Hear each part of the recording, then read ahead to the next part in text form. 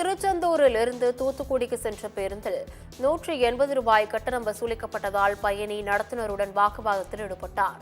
அனைத்து பேருந்துகளிலும் ₹40 கட்டணம் வசூலிக்கப்படும் நிலையில் பயணி கூறிய நிறுத்தத்தில் பேருந்தை நிறுத்த நடத்துனர் மறுத்துள்ளார்.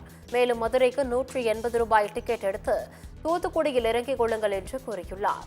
இதனால் ஆத்திரமடைந்த பயணி நடத்துனருடன் வாக்குவாதத்தில் ஈடுபட்டார்.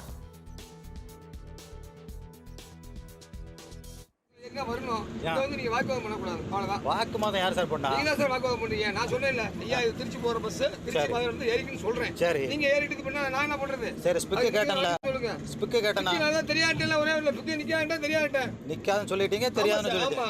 எனக்கு தெரியாது, புத்தி தெரியும், லோக்கல் ஊர்ல எனக்கு தெரியாது. தெரியாது. உங்க பேரு சொல்லுங்க. உங்க பேரு எல்லாம் உங்ககிட்ட சொல்ல முடியாது. சொல்ல முடியாது. ஆனா மதுரைக்கு டிக்கெட் தருவீங்க, அது கன்ஃபார்ம் தானே? நீங்க தான் கேட்டீங்க, நான் கொடுத்தேன். நீங்க கேட்டீங்க, நான் கொடுத்தேன். ஸ்பிக் கேட்டேன், அதை ஏன் கொடுக்கல? நீங்க மதுரை கேட்டீங்க, கொடுத்தேன், அவ்வளவுதான். சரி, ஸ்பிக் ஏன் கொடுக்கல? எனக்கு தெரியாது, அதனால கொடுக்கல.